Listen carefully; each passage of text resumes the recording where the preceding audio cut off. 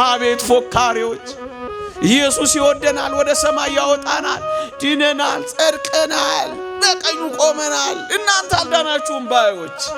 አቤት ፉከራ! ምን ይላል? ፍራ ፍራ! አምናል፣ ፍራ! ቆመሃል፣ ፍራ! በምግባር ቀንተሃል፣ ፍራ! ፍራ እንጂ የትዕቢትን ነገር አታስብ። ለዚህ ነው በጸጋ ድናችኋል ካለ በኋላ መልካሙን ሥራ ለማድረግ በኢየሱስ ክርስቶስ ተፈጥራችኋል የሚለን። ጸጋ ከመልካም ሥራ የሚያርቅ አይደለም፣ ወደ መልካም ሥራ የሚያቀርብ ነው።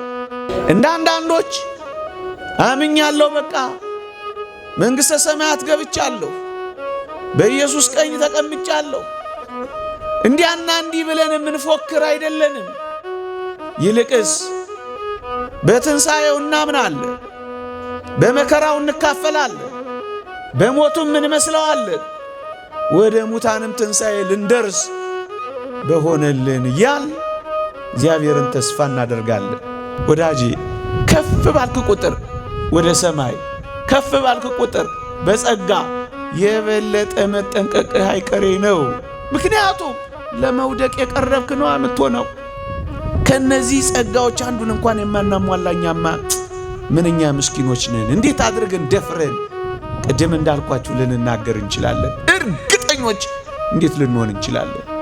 አየህ፣ ብዙ ጸጋ እንኳን ቢኖርህ ወደ ኋላ ልትል ስለምትችል ቢሆንልኝ ነው የሚባለው። ቢሆንልኝ እኮ ነው የሚባለው። ለዚህ ነው ቅዱስ ጳውሎስ ቢሆንልኝ እያለ የሚጮኸው። ምእመናን፣ በአዲስ ኪዳን ብዙ ጸጋ ተሰጥቶናል። እሰየዋው! በጸጋ ላይ ጸጋ ተሰጥቶናል። ብዙ ጸጋ የተሰጠን ግን መረን እንድንወጣበት አይደለም። አንዳንዶች እንደሚሉት አማኝ በየትኛውም ድካም እንኳን ቢገኝ አይኮነንም ይልልሃል የኤፌዘኛ ዓለም። ኃጢአት ብትሠራ እንኳን አይኮነንም ባይመቶልሃል። ለዛ ነው እነዚህን ጮክ ብለን የምንናገረው። ይኸው ከአማኝ በላይ የጸጋ ግምጃ ቤት የሆኑት እንኳን ሳይቀር ሊክዱ ይችላሉ። እነሱን ለንስሐ ማደስ የማይቻል ይላል፣ ማምጣት አይቻልም። በእግዚአብሔር ቃል ላይ ማፌዝ አይበቃም። በእግዚአብሔር የማዳን ሥራ ላይ መቀለድ አይበቃም። እነዚህን የሚያደርጉት ወደ እግዚአብሔር መንግሥት አይገቡም።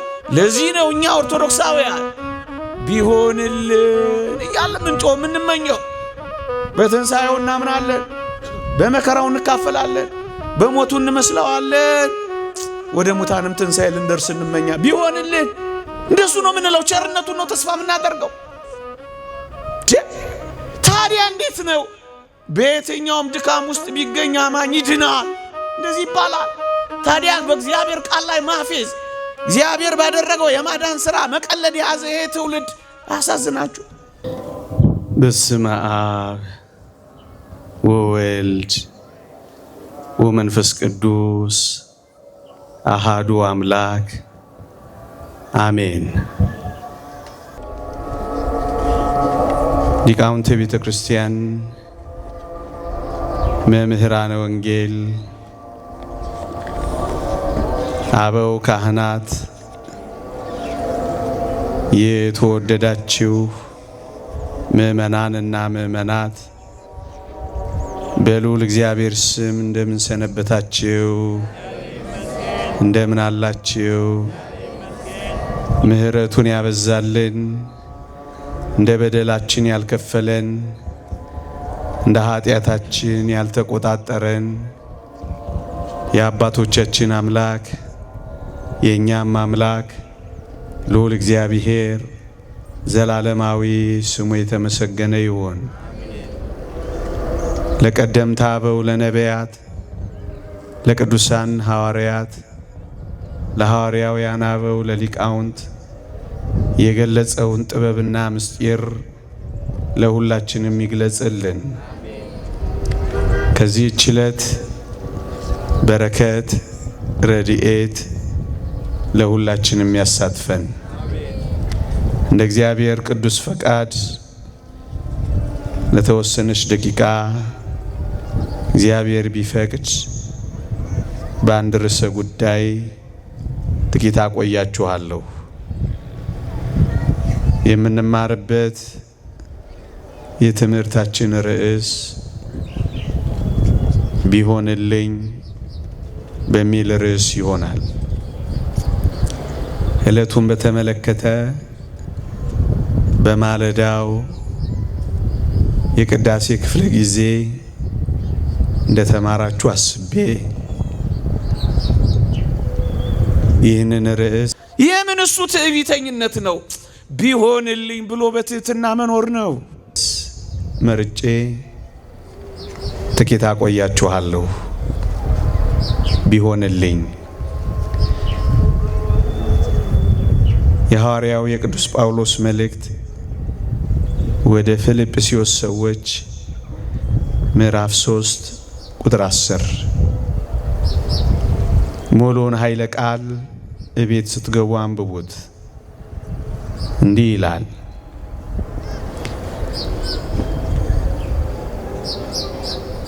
አውቀው ዘንድ በእምነት በመከራው እንድካፈል በሞቱም እንድመስለው ወደ ሙታን ትንሣኤ ልደርስ ቢሆንልኝ ይላል ሐዋርያው ቅዱስ ጳውሎስ። ልድገመው። አውቀው ዘንድ በእምነት በመከራው እንድካፈል በሞቱም እንድመስለው ወደ ሙታን ትንሣኤም ልደርስ ቢሆንልኝ ይላል ቅዱስ ጳውሎስ። በዚህ መልእክቱ እምነትን ያስቀድማል። አውቀው ዘንድ በእምነት ይላል። የሃይማኖት መነሻ የሃይማኖት መጀመሪያ እምነት ነውና እሱን ያስቀድማል። አውቀው ዘንድ በእምነት የሚለው ይሄንን ነው። በዚህ ብቻ ያቆም ቅዱስ ጳውሎስ ይቀጥልና በመከራው እንድካፈል በሞቱም እንድመስለው ይላል። ይሄ ደግሞ ምንን ያመለክታል? መከራዎች፣ ተጋድሎዎች ናቸው። በሞቱም ክርስቶስን መምሰል፣ ይህ ደግሞ ከፍ ያለ ተጋድሎ ነው። በዚህም መልካም ስራዎችን ይገልጻል ቅዱስ ጳውሎስ። መከራም ተጋድሎም የመልካም ስራዎች ከፍ ያሉ መገለጫዎች ናቸው ወገኖቼ።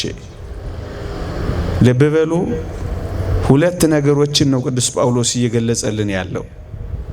አንደኛው አውቀው ዘንድ በእምነት ብሎ እምነትን ያነሳል። ሁለተኛው በመከራው እካፈላለሁ በሞቱም እመስለዋለሁ ብሎ የተጋድሎ ሕይወትን ይጠቅሳል። ይሄ የተጋድሎ ሕይወት ደግሞ መልካም ስራዎች ናቸው። ቅዱስ ዮሐንስ አፈወርቅ ይህንን የፊልጵስዩስን መልእክት በተረጎመበት መልእክቱ እንዲህ ይላል፣ እዩ ቅዱስ ጳውሎስ በመልካም ስራዎችም ጭምር እንጂ በእምነት ብቻ እንዳልሆነ ያስተምረናል ይላል። ምክንያቱም አውቀው ዘንድ በእምነት ብቻ አይደለም ብሎ ያቆመው፣ በመከራውም ስለመካፈል በሞቱም ስለመምሰል። እነዚህ ተጋድሎች ደግሞ የመልካም ስራዎች መገለጫዎች ናቸው። ተጋድሎች መልካም ስራዎች ናቸው። ለዚህ ነው ቅዱስ ጳውሎስ ሁለቱንም የሚያነሳው፣ እምነትንም ተጋድሎንም፣ እምነትንም መልካም ስራንም የሚያነሳው። ለዚህ ነው ቅዱስ ዮሐንስ አፈወርቅም በመልካም ስራዎች ጭምር እንጂ በእምነት ብቻ እንዳልሆነ አስተውል ይላል። ለዚህ ነው ኦርቶዶክሳዊት ቤተ ክርስቲያን በእምነት ብቻ እንድላለን የማትለው እምነት ብቻ ብላ የማትናገረው ለዚህ ነው። የተወደዳችሁ ኦርቶዶክሳውያን በመከራው ከተካፈልን ክርስቶስን በሞቱ ከመሰልነው በሌላውማ እንደምን ልንመስለው ይገባ ይሆን? አሁን ቅዱስ ጳውሎስ ሁለት ነገሮችን ነገረን። በእምነት ከዚያስ በመልካም ስራዎች። ልብ በሉ ቅዱስ ጳውሎስ እነዚህን ሁለቱን ከጠቀሰ በኋላ ወደ ሙታን ትንሣኤም ልደርስ ቢሆንልኝ ብሎ ደግሞ ይመኛል። አምኛለሁ በመልካም ተጋድሎችና ስራዎች በሞቱ ልመስለውም እመኛለሁ። እነዚህን ሁሉ ነገሮች ካደረኩ በኋላም ቢሆን ወደ ሙታን ትንሣኤ ልደርስ ቢሆንልኝ ይላል። ይህንን ታላቁ ሊቅ ዮሐንስ አፈወርቅ እንዲህ ብሎ ይተረጉመዋል። ቅዱስ ጳውሎስ በትንሣኤው አምኛለሁ ብሏል። በመከራው እካፈላለሁ ብሏል። በሞቱም እመስለዋለሁ ብሏል። ይህንን ሁሉ ካደረገ በኋላ እንኳን ይላል ቢሆንልኝ የሚለው በራሱ በፍጹም መተማመን ስላልቻለ እኮ ነው ይላል። በአምድ በተጋድሎችና በመልካም ስራዎች የጸናው እንኳን ቢሆን ይላል በሙታን ትንሣኤ አማካኝነት ወደ እግዚአብሔር መንግሥት ምን አለ በገባው በሆነልኝማ ይላል። ለምንድነው በሆነልኝ የሚለው ቅዱስ ጳውሎስ? ይህንን ሁሉ ካደረገ በኋላ እንኳን በራሱ ፍጹም መተማመን ስላልቻለ እርግጠኛ መሆን ስላልቻለ በሆነልኝማ ሲል ተመልከቱት ይለናል። የተወደዳችሁ ክርስቲያኖች ይህ ሐዋርያ ታውቃላችሁ እስከ ሦስተኛው ሰማይ የተነጠቀ ሐዋርያ ነው። ይህ ሐዋርያ ቃል ለቃል ኢየሱስ ክርስቶስን ያናገረ ሐዋርያ ነው። ይሄ ሐዋርያ ከለዋሪቆን እስከ ደማስቆ የእግሩ ሸሆና እስኪነቀል ድረስ የተንከራተተ ሐዋርያ ነው። ይሄ ሐዋርያ ቀን ቀን የመንግሥተ ሰማያትን ድንኳን እየሰፋ ወንጌልን እያገለገለ ሌሊት ሌሊት በማንም ሰው ላይ ላለመክበድ የማንም ጥገኛ ላለመሆን የራሱን ኑሮ ደግሞ ድንኳን እየሰፋ ድንኳን ሰፊ ነበር።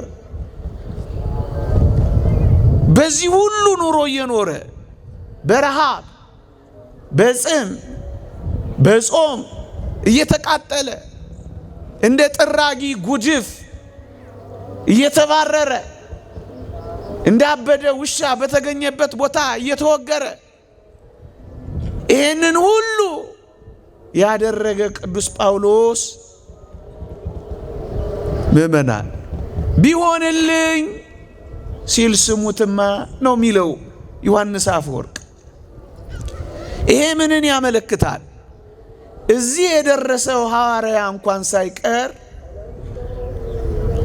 ስለ መዳኑ ወይም በእርግጠኝነት መንግሥተ ሰማያት ስለ መግባቱ ወይም በእርግጠኝነት ሩጫውን በድል ስለማጠናቀቁ አስረግጦ መናገር ካልደፈረ ይላል ዮሐንስ አፈወርቅ፣ እኛማ ይሄ ሐዋርያ ከኖረው ጥቂቱን መኖር ያልቻልንማ እንዴት አድርገን ደፍረን መናገር እንችላለን?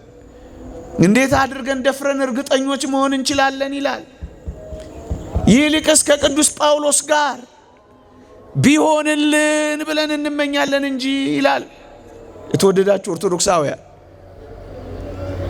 በማመን ጀምረን በተጋድሎ እንኳን ብንኖር ቸርነቱን ተስፋ እያደረግን ቢሆንልን እያልን ነው ምንጮኸው እኛ ኦርቶዶክሳውያን ወገኖች። እንደ አንዳንዶች አምኛለሁ በቃ መንግሥተ ሰማያት ገብቻለሁ፣ በኢየሱስ ቀኝ ተቀምጫለሁ። እንዲያና እንዲህ ብለን የምንፎክር አይደለንም። ይልቅስ በትንሣኤው እናምናለን፣ በመከራው እንካፈላለን፣ በሞቱም እንመስለዋለን፣ ወደ ሙታንም ትንሣኤ ልንደርስ በሆነልን እያል እግዚአብሔርን ተስፋ እናደርጋለን። ኦርቶዶክሳውያን እዚህ ጋር አንድ ነገር እንነጋገር። እግዚአብሔርን ስለ ማዳኑ ሥራው ጠርጥረነው አይደለም ይህን ስንናገር። እግዚአብሔር እኛን ስለ ማዳኑ የታመነ ነው። እግዚአብሔር ለእኛ የመዳን ተስፋ ስለ መስጠቱ እውነት ነው። እግዚአብሔርን እናምነዋለን፣ ራሳችንን ግን አናምነውም። እግዚአብሔር እንተማመንበታለን፣ ራሳችንን ግን እንጠረጥረዋለን። ምክንያቱም አምነን መካድ አለና። ቆሞ መውደቅ አለ፣ ገብቶ መውጣት አለ፣ ጀምሮ አለመጨረስ አለ፣ ንጹሕ ሆኖ መርከስ አለ። ስለዚህ ራሳችንን አናምነውማ። ለዚህ ነው ብዙ ተጋድሎዎች ያደረገ እንኳን ቢሆንልኝ ካለ ከነዚህ ተጋድሎች አንዱን እንኳን መፈጸም ያልቻልኛ እንዴት አድርገን ደፍረን እርግጠኞች መሆን እንችላለን? ቅዱስ ጳውሎስ ከዚህ ሐሳብ ጋር የሚያያዝ አንድ አስደናቂ ትምህርት አስተምሯል። የተወደዳችሁ ክርስቲያኖች እሱን ትምህርት ባነሳላችሁ እንዴት ውብ መሰላችሁ! እንዲህ ይላል ቅዱስ ጳውሎስ፣ በሞቴ ስሙኝ። ምን ይላል? ለሌሎች ከሰበኩ በኋላ እኔ ደግሞ የተጣልኩ እንዳልሆን ሥጋዬን እየጎሰምኩ አስጎዘዋለሁ ይላል። አንደኛ ቆሮንቶስ መልእክት ምዕራፍ 9 ቁጥር 24። ይህ አስደናቂን ሐዋርያ ስማው። ለሌሎች ከሰበኩ በኋላ የወደቁትን ካነሳው፣ የተጨነቀችውን ካሳረፍኩ፣ ያዘነችውን ካጽናናው፣ ከወንጌል ባፋ የነበሩትን ወደ ወንጌል አምጥቼ ካጠመድኩ በኋላ፣ ለክርስቶስ ካቀረብኩ በኋላ እኔ ደግሞ የተጣልኩ እንዳልሆን ይላል። ለምንድን ነው ቅዱስ ጳውሎስ በሆነልኝማ ቢሆንልኝማ የሚለው? ለምንድን ነው? መጣል እንዳለ ስለሚያውቅ ነው። ይኸው እንዳልጣል ይላል። አየህ፣ ሰብኮ መጣል አለ፣ ቀድሶ አለመቀደስ አለ፣ አወድሶ መርከስ አለ፣ ቆሞ መውደቅ አለ፣ መጥቶ መቅረት አለ፣ ጀምሮ መፎረሽ አለ። እንዳልጣል ሲል ስማው፣ የተጣልኩ እንዳልሆን። ይሄ ሐዋርያ እንደዚህ ብሎ ከሰጋ፣ ወዳጄ እኔ እናንተ ፉከራችን የት ልናረገው ነው? ድኛለሁ፣ እርግጠኛ ነኝ። እንዴት ነው ላንል የምንችለው? የተጣልኩ እንዳልሆን እያለ ጻድቁ ተክለ ሃይማኖትም እኮ እንዲህ ነው ያሉት። ዓለሙን አበራሁ፣ እኔ ግን ለራሴ ጠፋሁ። ወዮ ብሎ ደረቱን የደቃው ለምን ይመስልሃል? አየህ፣ እንዳይጣል ነዋ። ይሄንን ነው። ለምንድን ነው ወደ ሙታንም ትንሣኤ ልደርስ ቢሆንልኝ? መጣል ስላለ ነዋ፣ መተው ስላለ ነዋ፣ አለመጨረስ ስላለ ነዋ። እንዴ 42 ኪሎ ሜትር መሮጥ የጀመረ ሰው ገመዱን ካልበጠሰ በቀር እርግጠኛ መሆን ይችላል? አይችልም። በሽቅድምድም ስፍራ እንደሚሮጡት እናንተም እንዲሁ ታገኙ ዘንድ ሩጡ። ካልጨረስ አቋርጠ ከወጣ እንዴት አክሊል ታገኛለ? እሱ ስላለ እኮ ነው። ፊሽካ የተነፋለት እኮ አታሸንፍም። ተኩስ የተተኮሰለት እኮ አትጨርስም። ገመዱን ስትበጥሰው፣ አክሊሉን ስትጎናጸፈው፣ እስከዛ ድረስ ግን እንዳትጣል ቢሆንልኝ ትላለ። እሱ ነው የሚለው ቅዱስ ጳውሎስ። እንዳልጣል ግን ምን አረጋለሁ? እጎስመዋለሁ። ስጋዬን እየጎሰምኩ አስገዛዋለሁ። መረን አልሰጠው። በጾም አስገዛዋለሁ፣ በጸሎት አስገዛዋለሁ፣ በትህርምት አስገዛዋለሁ፣ በጸጥታ አስገዛዋለሁ፣ በመቆጠብ አስገዛዋለሁ፣ በልክ በመኖር አስገዛዋለሁ። ለምን? እንዳልጣል ነዋ። መጣል ግን ምንድነው ወዳጆቼ? እቺም ጥቂት ነገር ታነጋግራለች ምእመናን።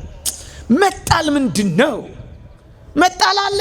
አዎ አምኖ ያየው የአማኙ እኮ ነው ጳውሎስ። አማኝ ብቻ አይደለም፣ በተጋድሎ የኖረ ነው ጳውሎስ። እንዳልጣል ብሎ ለምን ሰጋ? መጣልስ ምንድነው? እንዲህ ይላል ራሱ ሐዋርያ። መጣል ምንድነው? ሐዋርያው እንዲህ ይላል ዕብራውያን ምዕራፍ 6 ከቁጥር 6 እስከ 9 እንዲህ ይላል ሐዋርያው። ዝናብ የሚወርድባት መሬት ፍሬ ካላፈራች ይልቁንም እሾህና ኩርንችት ካወጣች ይላል የተጣለች ናት ይላል። ለምንድን ነው ቢሆንልኝ የሚለው? ይሄን ሁሉ ጸጋ ካገኘው በኋላ ፍሬ ሳላፈራ ቀርቼ የተጣልኩ እንዳልሆን ነዋ። ወንጌል ሰብከህ ተሰብከህ የተጣልክ እንዳትሆን ፍሬ ያስፈልጋል። ይሄ ሁሉ የወንጌል ዝናብ ነጠብጣብ ወርዶብህ የጽድቅ ፍሬ ከሌለ እሾህና ኩርንችት ብታወጣ፣ እንደተማርከው ባትኖር፣ እንደተነገረ ባትመላለስ ትጣላለህ። ለዚህ ነው ከጳውሎስ ጋር አብረህ ወደ ሙታንም ትንሣኤ ብደርስ ቢሆንልኝ የምትለው፣ ቢሆንልኝ የምትለው። ልብ በሉ፣ እሾህና ኩርንችት ብታወጣ የተጣለች ናት። ተጥላ ምን ትሆናለች? ለመረገምም ትቀርባለች ይላል። ትረገማለች። መጨረሻው መቃጠል ነው ይልልሃል። መጨረሻው አንዳንዶች እሺ እንጣል፣ ከዚያ እንቃጠል፣ እንደገና ግን በአዲስ መልክ እንሰራለን ይላል። መጨረሻዋም ነው የሚለው ወዳጅ። አግሪካልቸር እንደዛ ሊሆን ይችላል። ይሄ ግን መጨረሻዋ መቃጠል ነው፣ ወደ እሳትም መጣል ነው፣ መረገም ነው። ለምንድን ነው ቅዱስ ጳውሎስ ቢሆንልኝ የሚለው? እንዳይረገም ነዋ፣ በርትቶ እንዳይደክም ነዋ፣ ከጸጋው እንዳይጎድል ነዋ፣ ገብቶ እንዳይወጣ ነዋ፣ አምኖ እንዳይክድ ነዋ፣ ሳይጎስም ቀርቶ በእውነት እንዳይጣል ነዋ። ይሄ ስጋት ስላለ እኮ ነው። በትንሣኤው አምናለሁ፣ በመከራው እካፈላለሁ፣ በሞቱም እመስለዋለሁ፣ አውቀው ዘንድ በእምነት ቀርባለሁ፣ ወደ ሙታንም ትንሣኤ ልደርስ ቢሆንልኝ የሚለው። ለምን? መጣል ስላለ ነው ወዳጅ፣ መጣል ስላለ ነው። የተወደዳችሁ ክርስቲያኖች፣ ሊቁ ዮሐንስ አፈወርቅ የፊልጵስዩስን መልእክት በተረጎመበት ድርሳኑ አንድ በጎ ምሳሌ ያመጣል። ምን ይላል? አንድ መሐንዲስ ትልቅ ህንፃ፣ ትልቅ ፎቅ ቢገነባ ይላል እና ጫፉ ላይ ቢቆም ይላል ስለገነባው ብቻ ከጥንቃቄ ውጭ አይሆንም ይላል። ከፍ ካለ ቦታ ላይ ቢሆን ጥሩ አድርጎ ቢያንጸው የበለጠ መጠንቀቁ አይቀሬ ነው ይላል። ወዳጄ ከፍ ባልክ ቁጥር ወደ ሰማይ፣ ከፍ ባልክ ቁጥር በጸጋ የበለጠ መጠንቀቅህ አይቀሬ ነው። ምክንያቱም ለመውደቅ የቀረብክ ነው የምትሆነው። ለዚህ እኮ ነው ቅዱስ ጳውሎስ እንዳልወድቅ፣ ለዚህ እኮ ነው የቆመ የሚመስለው ማንም ቢኖር እንዳይወድቅ ይጠንቀቅ የሚለው። ቆሞ መውደቅ ስላለ የራሱ የቅዱስ ጳውሎስ ቃል ነው አሁን ያነበብኩላችሁ። አንደኛ ቆሮንቶስ ምዕራፍ 10 የቆመሃል እንዳትወድቅ ተጠንቀቅ። ለዚህ ነው ቅዱስ ጳውሎስ ቢሆንልኝ የሚለው። ቆሞ መውደቅ ስላለ ያልኳችሁ ይሄ ነው። ዛሬ ቆመሃል፣ ነገ እንዳትወድቅ ተጠንቀቅ። ስጋት ስላለ ምን ትላለ? ቢሆንልኝ ትላለ። ቆሞ መውደቅ ስላለ ምእመናን ከፍ ከፍ ካሉ በኋላ ብዙ ጸጋ ካገኙ በኋላ መውደቅ አላ፣ መጣል አላ፣ ማቋረጥ አላ። ለዚህ እኮ ነው ቢሆንልኝ የሚለው ቅዱስ ጳውሎስ። ብዙ ጸጋዎችን ከተቀበሉ እንኳን በኋላ ሊወድቁ የሚችሉ እንዳሉ አታውቁ? ከነዚህ ጸጋዎች አንዱን እንኳን የማናሟላኛማ ምንኛ ምስኪኖች ነን። እንዴት አድርገን ደፍረን ቅድም እንዳልኳችሁ ልንናገር እንችላለን? እርግጠኞች እንዴት ልንሆን እንችላለን? ቅዱስ ጳውሎስ ያስተማረው አንድ አስደናቂ ቃል አለ። ላንብበው። እንዲህ ይላል፣ አንድ ጊዜ ብርሃን የበራላቸውን ሰማያዊን ስጦታ የቀመሱትን የመንፈስ ቅዱስ ተካፋይ የሆኑትን መልካሙም የእግዚአብሔርን ቃል ሊመጣ ያለውንም የዓለምን ኃይል የቀመሱትን ኋላም የካዱትን ይላል። በሞቴ ብርሃን በርቶላቸዋል። 1 ሰማያዊ ስጦታን ቀምሰዋል። 2 የመንፈስ ቅዱስ ተካፋይ ሆነዋል። 3 መልካሙን የእግዚአብሔርን ቃል ሊመጣ ያለውንም የዓለምን ኃይል የቀመሱትን ኋላስ የካዱትን ይላል። ምእመናን ዴማስን ላስታውሳችሁ። ቅዱስ ጳውሎስ ያለውን ዴማስ ይህንን ዓለም ወዶ ትቶኛልና አለ። ብርሃን የበራለት ዴማስ የመንፈስ ቅዱስ ተካፋይ የሆነው ዴማስ ሊመጣ ያለውን የዓለም ኃይል የቀመሰውን ዴማስ ሰማያዊ ስጦታ የተቀበለው ዴማስ ይህን ዓለም ወዶ ትቶኛልና። አየህ፣ ብዙ ጸጋ እንኳን ቢኖርህ ወደ ኋላ ልትል ስለምትችል ቢሆንልኝ ነው የሚባለው።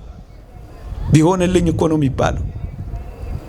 ለዚህ ነው ቅዱስ ጳውሎስ ቢሆንልኝ እያለ የሚጮኸው። ምእመናን በአዲስ ኪዳን ብዙ ጸጋ ተሰጥቶናል። እሰየዋው፣ በጸጋ ላይ ጸጋ ተሰጥቶናል። ብዙ ጸጋ የተሰጠን ግን መረን እንድንወጣበት አይደለም። አንዳንዶች እንደሚሉት አማኝ በየትኛውም ድካም እንኳን ቢገኝ አይኮነንም ይልልሃል የኤፌዘኛ ዓለም። ኃጢአት ብትሰራ እንኳን አይኮነንም ባይመቶልሃል። ለዛ ነው እነዚህን ጮክ ብለን የምንናገረው። ይሄው ከአማኝ በላይ የጸጋ ግምጃ ቤት የሆኑት እንኳን ሳይቀር ሊክዱ ይችላሉ። እነሱን ለንስሐ ማደስ የማይቻል ይላል፣ ማምጣት አይቻልም። አማኝ በየትኛውም ድካም እንኳን ቢገኝ አይኮነንም። በእግዚአብሔር ቃል ላይ ማፌዝ አይበቃም። በእግዚአብሔር የማዳን ሥራ ላይ መቀለድ አይበቃም። እነዚህን የሚያደርጉት ወደ እግዚአብሔር መንግሥት አይገቡም ያለው እኮ ለአማኞች ነው። አይኮነኑም። አንዴ የዳነ ለዘላለም የዳነ ነው። ይሄው የእግዚአብሔር ቃል። ምን እናርገው? ይሄን የእግዚአብሔር ቃል ቅድምም አሁንም ያነበብኩላችሁ። ለዚህ ነው እኛ ኦርቶዶክሳውያን ቢሆንልን እያለ ምንጮህ ምንመኘው። በትንሣኤው እናምናለን፣ በመከራው እንካፈላለን፣ በሞቱ እንመስለዋለን፣ ወደ ሙታንም ትንሣኤ ልንደርስ እንመኛ። ቢሆንልን እንደሱ ነው የምንለው። ቸርነቱን ነው ተስፋ የምናደርገው። ተጋድሎን ሲመካ ያያችሁት እዚህ ኦርቶዶክስ ቤተክርስቲያን አለ። ቸርነትን ነው እንጂ የሚለው ቸርነቱን ተማምነን ተስፋ አድርገን እኮ ነው የምንኖረው። እንደዚህ ካሉ ጸጋዎች በኋላ ከደረሰ በኋላ እንኳን የተወደዳችሁ ክርስቲያኖች ከመልካም ስራ የሚያርቅ ይመስላችኋል ጸጋ? አንዳንዶች ጸጋ እንዲሁ ያለ መልካም ስራ የሚሰጥ ይመስላችኋል? ውሸት ውሸት ውሸት። ዝርዝር ጉዳይ አለው። እናንተን ወደ ሌላ አቅጣጫ ወደ ሌላ ርዕስ ላለማሸጋገር እተወዋለሁ እንጂ ጸጋ የተሰጠን በመልካም ስራ እንድንጸና ነው። ለዚህ ነው በጸጋ ድናችኋል ካለ በኋላ መልካሙን ስራ ለማድረግ በኢየሱስ ክርስቶስ ተፈጥራችኋል የሚለን። ጸጋ ከመልካም ስራ የሚያርቅ አይደለም፣ ወደ መልካም ስራ የሚያቀርብ ነው። ለዚህ ነው ቅዱስ ዮሐንስ አፈወርቅ ጸጋ በጀርባችን ተንጋለን እንድንተኛ አይደለም የሚያደርገን ያለው። ታዲያ እንዴት ነው በየትኛውም ድካም ውስጥ ቢገኝ አማኝ ይድናል እንደዚህ ይባላል? ታዲያ በእግዚአብሔር ቃል ላይ ማፌዝ፣ እግዚአብሔር ባደረገው የማዳን ሥራ መቀለድ የያዘ ይሄ ትውልድ አሳዝናችሁ። እኛ እንደሱ አይደለንም። እናምናለን፣ የአቅማችንን እንጋደላለን። ከዛስ ቢሆንልን ብለን ቸርነቱን ደጅ እንጠናለን። በቃ ምእመናን ያመነ በቃ መዳኑን እርግጠኛ ነው። እሱ ነው አሁን ጥያቄያችን። ለዚህ ነው ቅዱስ ጳውሎስ በፍጹም በራሱ መተማመን ስላልቻለ ነው ምን ያለው ቢሆንልኝ ያለው ብሎ ቅዱስ ዮሐንስ አፈወርቅ የተረጎመው። እስኪ አንድ ቃል ላይ ጥቂት ደቂቃ ተኩሬ ነገሩን ጥቂት ለማብራራት ልሞክር። ያመነ በቃ ድኗል። አንድ ያመነ በቃ ለዘላለም ድኗል። እንደዛ ነው የሚለው እግዚአብሔር ቃል አይደለም። እና ምንድን ነው የሚለው? አንድ እግዚአብሔር ቃል አንብብላችሁ። ሮሜ መልእክት ምዕራፍ 11 ቁጥር 20 እንዲህ ይላል። መጀመሪያ ግን ታሪኩን ልተርክ። የሮሜን መልእክት የመጻፏን መልእክት የመልእክቱን ጽፈት ምክንያተ ጽፈት ይሏታል ሊቃውንት። እሷን መጀመሪያ ላብራራ። ሮሜ መልእክት ምዕራፍ 11 ቁጥር 20 ነው ቀጥዬ የማነበው። አሁን የተነጋገርኳቸውን ነገሮች የበለጠ ያጎለበተልኝ ነው የሚሄደው። እዩ በሮም አይሁድ አሕዛብ አንድ ላይ ይኖሩ ነበር። አይሁዳውያን አሕዛባውያን ወይም ከአሕዛብ የመጡት በጌታችን በመድኃኒታችን በኢየሱስ ክርስቶስ የማዳን ሥራ አምነው ለጽድቅ ተጠርተዋልና ቅዱስ ጳውሎስ መምህር አሕዛብ ነውና እነሱን ወደ አዲሲቱ ወንጌል፣ ወደ አዲሲቱ ሃይማኖት፣ ወደ አዲሲቱ ክርስትና በእምነት ያስገባ ጀመረ። አይሁድ ደግሞ ተቆጡ። ምን አሉ? ካልተገረዙ አይድኑም። በኦሪት የነበረውን መንካት መቅመስ የሚባለውን ካልፈጸሙ አይጸድቁም። የኦሪት ሕጓ የድህነት መግለጫዋ ግዝረት ነውና ካልተገረዙ በፍጹም አይድኑም ብለው ሞገቱ። ለዚህ ነው ቅዱስ ጳውሎስ አይሁድም አሕዛብም የሚመኩበት አንዳች ነገር የላቸውምና ሁሉ ኃጢአትን ሰርተዋል የእግዚአብሔርም ክብር ጎድሏቸዋል ብሎ ወቀሳቸው። ሁለታችሁ እዩ። አይሁድ አሕዛብን እናንተ እግዚአብሔርን ማታውቁ፣ ካህን የሌላችሁ፣ መስዋዕት የሌላችሁ፣ ታቦት የሌላችሁ፣ ፈፋ ለፈፋ ወንዝ ለወንዝ ጣዖት ስታመልኩ ስትደፉ የነበራችሁ እያሉ አሕዛብን ቀጠቀጧቸው። አሕዛብ ደግሞ ምን አሉ? እናንተ እግዚአብሔር ባህር ቢከፍልላችሁ የብስ አድርጎ ቢያሻገራችሁ በእግሮቻችሁ ሄዳችሁ ጣዖት አመለካችሁ እንጂ መች እግዚአብሔርን አመናችሁ እያሉ አይሁድን ደግሞ እነዛ ይወቅጡ ጀመረ። በመካከላቸው ጸብ ሆነ። ሁለቱንም ለማሳፈር የጻፋት መጽሐፍ ሮሜ መልእክት ናት። ምእመናን ሁለቱንም ሲወቅስ ነው። ቅድም ያልኳችሁን ቃል ሮሜ ምዕራፍ 3 ላይ ሁሉ ኃጢአትን ሰርተዋልና የእግዚአብሔርም ክብር ጎድሏቸዋል። ማንና ማን? አሕዛብም ሕዝብም። አይሁድ ብቻ አምላክ ነውን? የአሕዛብስ ደግሞ አምላክ አይደለምን? አለና ምዕራፍ 4 ላይ እግዚአብሔር የአሕዛብም አምላክ እንደሆነ ገለጸላቸው። እንደውም ነገሩን በደንብ አድርጎ ፍርጥ ሲያደርገው መገረዝም አለመገረዝም አይጠቅምም አላቸው። አየህ፣ ጉዳዩ የመገረዝ ጉዳይ ነው። ካልተገረዙ አይድኑም ባይነበሯ። የተወደደ አስደናቂ ሐዋርያ ጳውሎስ አሁን ለአሕዛባዊው ምን አለው መሰለ? ሮሜ 10 ምክንያት ጽሕፈቱ እቺ ናት። እሱን የማስታረቅ መልእክት ናት እቺ መልእክት። በቀኝ እጁ ቀደምት ሕዝብን አይሁድን አቅርቧል። በግራ እጁ አዲስ መጪዎችን አሕዛብን አቅፏል። እግዚአብሔር ባደረገው ጸጋና ስጦታ ማን ሊከለክለው ይችላል ባይ ነው ቅዱስ ጳውሎስ። ከዛ ምን አለ መሰለ? ለአሕዛባዊው ሲጽፍ እዚህ ሮሜ ምዕራፍ 11 ቁጥር 20 ላይ እንዲህ ይላል። በሞቴ ተከታተሉኝ፣ ከምፈልገው ርዕስ ጋር አብሮ ስለሚሄድ ነው። እንዲህ ይላል፣ መልካም እነርሱ ካለማመን የተነሳ ተሰበሩ፣ አንተም ከእምነት የተነሳ ቆመሃል አለው።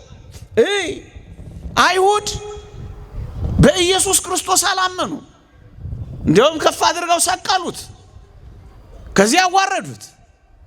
መልካም እነርሱ ካለማመን የተነሳ ተሰበሩ አለ። ቀድመው የእግዚአብሔር ወገን በግዝረት ሆነው ከዛፉ ጋር ነበሩ። ባለማመናቸውስ ተሰበሩ።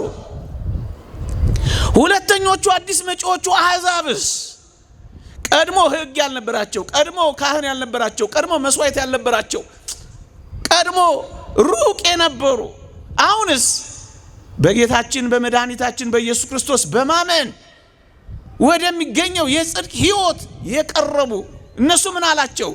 ተመልከት፣ እነርሱ ካለማመን የተነሳ ተሰበሩ ካለ በኋላ አንተም ከእምነት የተነሳ ቆመሃል አላ። ቆመሃል፣ አምነሃል፣ ሰየው ቆመሃል አላ። የቆመ ቅድም ያልኳችሁ ነው። ቆመሃል ማንን? አሕዛባዊውን። ለምን? አምነሃል። ከዛስ ደግሞ አንተ እንደ ቅርንጫፎች ከዛፉ ጋር አብረህ ገብተሃል አላቸው። እነዛ ተቆርጠዋል ባለማመናቸው፣ እነዚህ አሁን አዲስ መጪዎቹ ገብተዋል። ይሄን ካለ በኋላ ቅዱስ ጳውሎስ ይቀጥላል። አንድ አስደናቂ ቃል ይናገራል። ምን ይላል? ፍራ እንጂ የትዕቢትን ነገር አታስባላ። አማኝ ነህ፣ ፍራ። እንዴት ይደንቃል! ምግባር አለ፣ ፍራ። ፍራ እንጂ የትዕቢትን ነገር አታስብ። የምን እሱ መፎከር ነው? መፍራት ነው እንጂ ነው እኮ የሚለው። አቤት ፎካሪዎች! ኢየሱስ ይወደናል፣ ወደ ሰማይ ያወጣናል፣ ድነናል፣ ጸድቀናል፣ በቀኙ ቆመናል፣ እናንተ አልዳናችሁም ባዮች። አቤት ፉከራ! ምን ይላል? ፍራ። ወዳጄ መፍራት ለምን አለ? መፍራት ካለ እርግጠኝነት አለ? የለም እኮ። እርግጠኛ ከሆነ ለምን ይፈራል? ፍራ። አምናል፣ ፍራ። ቆመሃል፣ ፍራ። በምግባር ቀንተሃል፣ ፍራ። ፍራ እንጂ የትዕቢትን ነገር አታስብ። የምን እሱ ትዕቢተኝነት ነው? ቢሆንልኝ ብሎ በትህትና መኖር ነው። አድርገህ እንዳላደረግ፣ እየቻልክ እንዳልቻልክ፣ እየኖርክ እንዳልኖርክ፣ እየተመላለስክ እንዳልተመላለሰ በትህትና ቢሆንልኝ ቢሆንልኝ ፍራ። ፍራ እንጂ የትዕቢትን ነገር አታስብ ካለ በኋላ አንድ አስደናቂ ቃል ደግሞ ይቀጥላል። ምን ይላል መሰላችሁ? በቸርነቱ ግን ጸንተ ብትኖር የእግዚአብሔር ቸርነት በአንተ ላይ ነው፣ ያለዚያ ግን አንተ ደግሞ ትቆረጣለህ አለ። ማን? በእምነት የተነሳው የቆመው። ካልፈራ፣ ፈርተስ በቸርነቱ ጸንተ ካልኖርክ ምን ትሆናለህ? አንተ ደግሞ ትቆረጣለህ። ትቆረጣለህ። እንዳትቆረጥ ምን አድርግ? ጽና፣ ፍራ። ለምን ይጸናል ወዳጅ? በጽናት ነው የሚጠናቀቀው። ባመነበት ቅጽበት አይደለም እርግጠኛ የሚሆነው። ጸንቶ ሲያጠናቅቅ ነው ድል የሚነሳው ወዳጅ። ቅዱስ ዮሐንስ ራእይ ላይ የተጻፈውን ቃል እናስታውሰው። ድል ለነሳ ድል ለነሳ ድል ለነሳ የሚለው ቃል ምን ይመስልሃል? ያሸነፈ ነው የሚያገኝ፣ የጨረሰ ነው የሚቀበለው። ይሄ ደግሞ የሚሆነው በጽናት ነው። ስለዚህ ፉከራ፣ በውጊያ ውስጥ ፉከራ አለ የለም? አንድ የሚዋጋ ድል ለመንሳት ይወጣ በጥንቃቄ አይደለም የሚዋጋው። ለምን? መሞት መውደቅ አለ፣ መሳት አለ፣ መጣል አለ። ስለዚህ አንተ ደግሞ ትቆረጣለህ። አየኸው? አማኝ ነህ፣ ልትቆረጥ ትችላለህ። ለምን? ካልጸና ምን ትሆናለህ? ትቆረጣለህ። መቆረጥ ስላለ ነው ምን የሚለው? በትንሣኤው አምናለሁ፣ በመከራው እካፈላለሁ፣ በሞቱም እመስለዋለሁ። ይሄን ሁሉ ካደረግኩ በኋላ ግን እንዳልቆረጥ ስለምፈራ ቢሆንልኝ እላለሁ። ወደ ሙታን ትንሣኤ ልደርስ ቢሆንልኝ እላለሁ። ለዚህ ነው ኦርቶዶክሳዊት ቤተ ክርስቲያን ፉከራ የማትሰሙባት፣ ትህትና ብቻ የምታደምጡባት። እንዴ አታስታውሱ? አባ መቃርዮስን አጋንንት መጥተው ምን አሉት ይላል? መቃሪ ሆይ ተጋድሎ ብርታቱን አዩና አጋንንት መጥተው መቃሪ ሆይ ድነሃል፣ ጸድቀሃል፣ በቅተሃል አሉት ይላል። አባ መቃርዮስ አጋንንትን ስለሚያውቃቸው እንዲህ ብሎ መለሰላቸው፣ ገና ነኝ አላቸው። ገና ነኝ።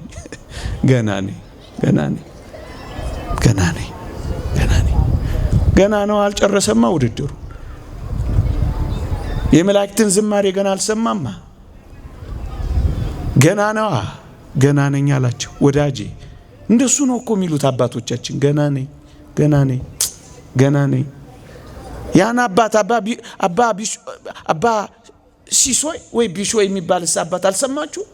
80 ዓመት ሙሉ እያለቀሰ በተጋድሎ ነው የኖረው ወገኖቼ።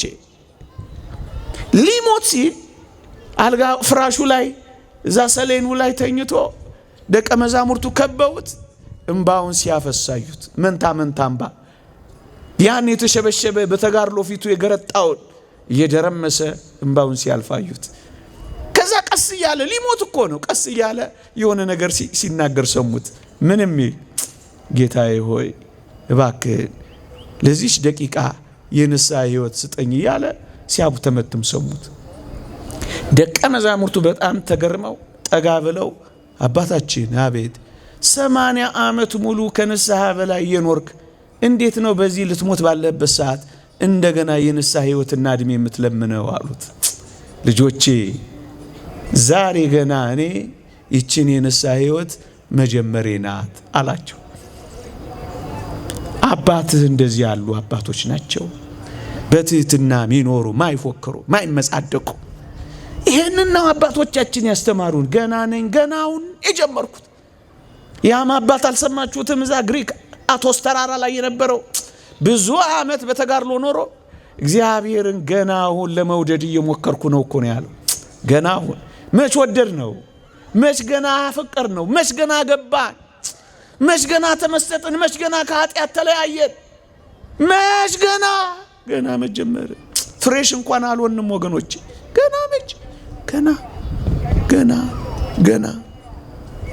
ገና ለዚህ ነው አትፎክር፣ የትዕቢትን ነገር አታስብ፣ ይልቅ በጀመርከው ጽና። እየጾምክ ነው ጽና፣ እየጸለይክ ነው ጽና፣ እየታገልክ ነው ጽና፣ እያስቀደስክ ነው ጽና፣ እየቆረብክ ነው ጽና፣ እየተማርክ ነው ጽና፣ እየተመላለስክ ነው ጽና። አትፎክር፣ ዝም በል። ፉከራ የለም እኛ ቤት፣ ፉከራ የለም። ፍርሃት ካለ እርግጠኝነት እኮ የለም ወዳጄ። ለምን ይፈራል? አንድ ሰው በጣም እርግጠኛ ከሆነ ለምን ይፈራል? እሱን ተውት። እኛ በጣም በመዳናችን እርግጠኛ ከሆነ እና ነገሩ እውነትም የተረጋገጠ ከሆነ ሰይጣን ምን በወጣው ስራ የሚፈታው እኛን የሚታገል በቃ ድነናል፣ ጸድቀናል፣ ምን ይዋጋናል? ምን ያስፈልጋል? ለምን ስለ ንስሐ ትማራላችሁ? ለምን ጉባኤ ይሰበሰባል? ለምን ይሄ ሁሉ ወጪ ይወጣል? ለምን አብቅቷላ ነገሩ? እነሱ እንደሚሉት ከሆነ ለምን ዲያብሎስ ይዋጋል? ለምን የዕቃ ጦር ሁሉ ልበሱ ተባል? ለምን የውጊያ ትጥቅ ተሰጠን? የውጊያ ትጥቅ የተሰጠን ፋሽን ሾው ልንሰራ እኮ አይደለም፣ ልንዋጋ ነው።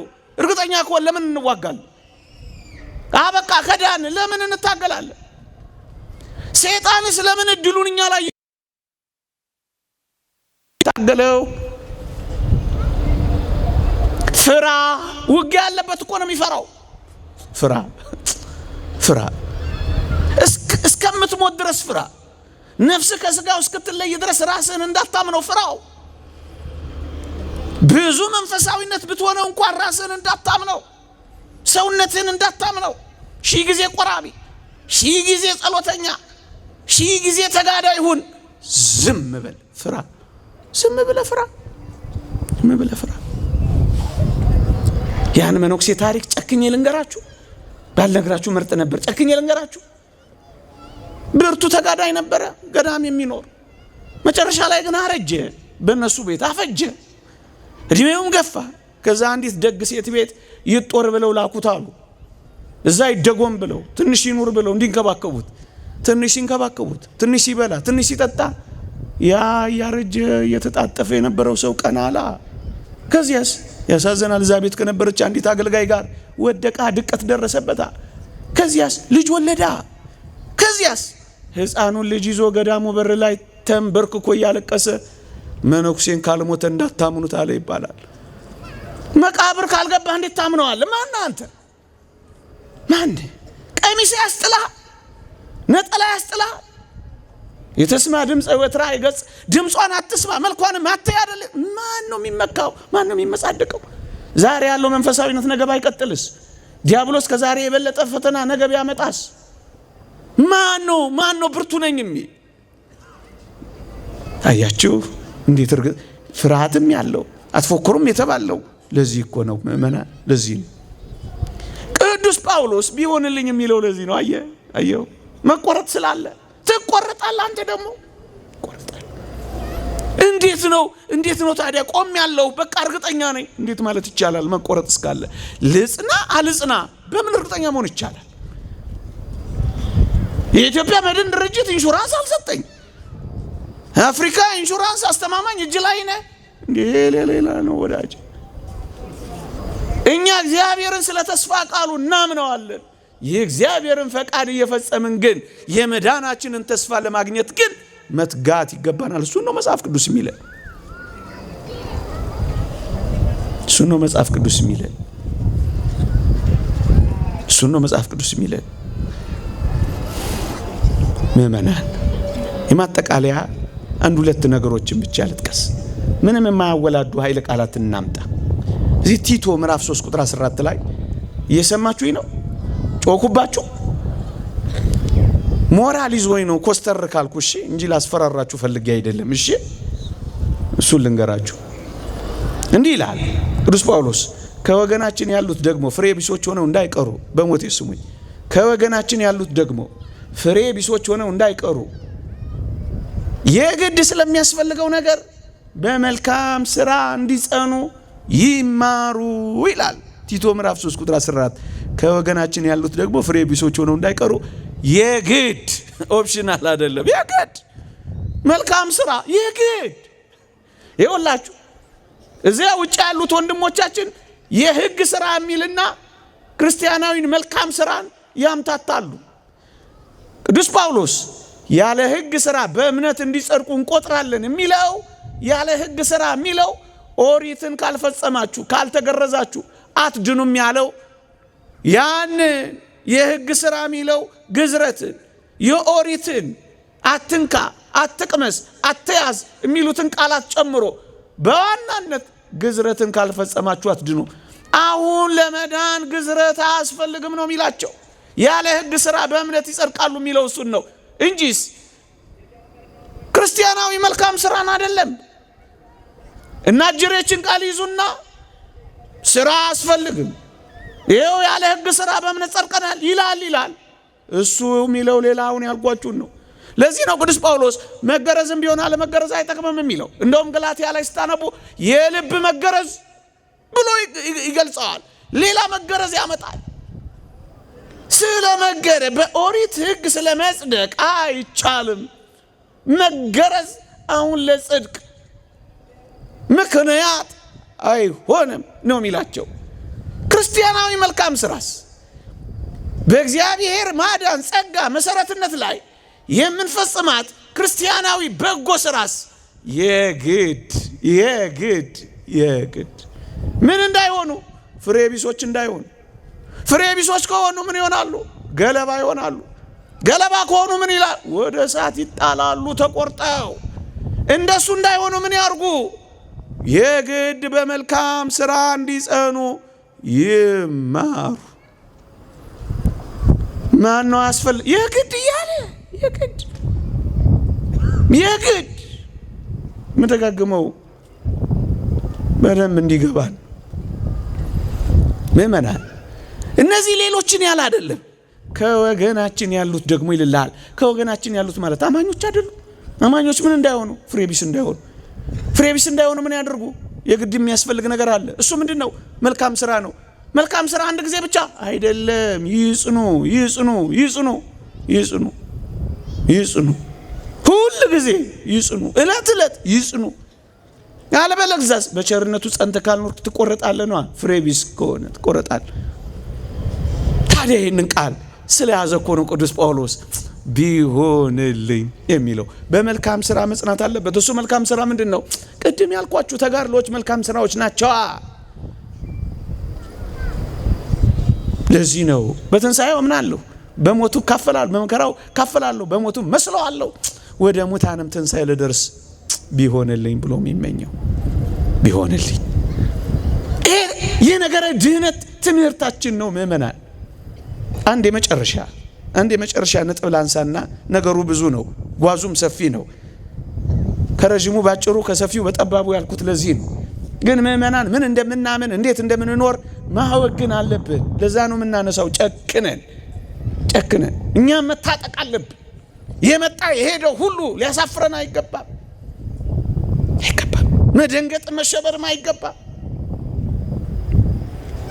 አፋቸውን አዘጓቸው እንዳለ ቅዱስ ጳውሎስ አንዳንዶችን አፋቸውን ልናዘጋቸው ይገባል።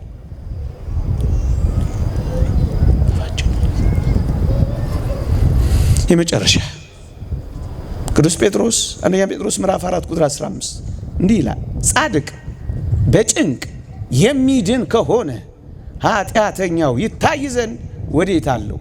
ፍርድ ከእግዚአብሔር ቤት ተነስቶ የሚጀምርበት ጊዜ ደርሷልና። አስቀድሞ በእኛ የሚጀምር ከሆነ ለእግዚአብሔር ወንጌል የማይታዘዙ መጨረሻቸው ምን ይሆን? ፍርድ ከእግዚአብሔር ቤት ተነስቶ የሚጀምርበት ጊዜ ደርሷል። ከዚህ ነው የሚጀምረው። ከዚህ ከመቅደሱ ነው የሚጀምረው። ከኛ ነው የሚጀምረው። ከመድረኩ ነው የሚጀምረው። እሱም ደርሷል ይላል። ያሳዝናል። እሱም ደርሷል። ፍርድ ከማን? ከአማኞች ነው። ከአማኞች፣ ከአገልጋዮች፣ ከኛ አካባቢ ነው የሚጀምረው። እዚህ ውስጥ ካለን ነው የሚጀምረው። ፍርድ ከእግዚአብሔር ቤት ተነስቶ የሚጀምርበት ጊዜ ደርሷል። አስቀድሞ በእኛ የሚጀምር ከሆነ አየህ፣ ታዲያ እንዴት እርግጠኛ መሆን ይቻላል? አንዳንዶቻችን ለፍርድ የምንጠበቅ ከሆነ እንዴት አድርገህ እርግጠኛ መሆን ትችላለህ? እዚህ ቤት ውስጥ ኖረ። ለዚያ እኮ ነው እርግጠኛ እንዴት ልንሆን እንችላለን? ቅዱስ ጳውሎስ እርግጠኛ ያልሆነ እኛ እርግጠኛ መሆን እንችላለን? ጻድቅ በጭንቅ የሚድን ከሆነ በጭንቅ ጻድቅ እንኳን ደግ ክርስቲያናዊ ሰው እንኳን በጽድቅ ሕይወት የሚመላለስ እንኳን በጭንቅ የሚድን ከሆነ በጭንቅ እንዴ አንዴ በጸጋው ከጫነ የምን እሱ ጭንቅ ነው? አየ እንደዛ እንዳልሆነ አወቅ። በጭንቅ የሚድን ከሆነ የሚለው ለዚህ ነው። ጻድቅ እንኳን ገና የሚድን ከሆነ ይላል። አንድ ጊዜ ዳነ ከሆነ ለምን የሚድን ይላል? እንደገና አላ ጻድቅ እንኳን በጭንቅ ጻድቅ ማን ነው? ጽድቅ የሚያደርግ ጽድቅ መጽሐፍ ቅዱስ እንደሱ ነው የሚለው። ጻድቅ ማለት ጽድቅ የሚያደርግ ነው። ክርስቲያኖች በጽድቅ ሕይወት የሚመላለስ እውነትን የሚያደርግ ሐሰትን የሚጠላ እግዚአብሔር የሚወደውን የሚያደርግ እግዚአብሔር የሚጠላውን የሚጸየፍ እሱ ጻድቅ ነው። ጽድቅን የሚያደርግ እሱ ጻድቅ ማድረግ መስራት እሱ ነው የሚለው። አስቀድሞ በእኛ የሚጀምር ከሆነ በአማኞች።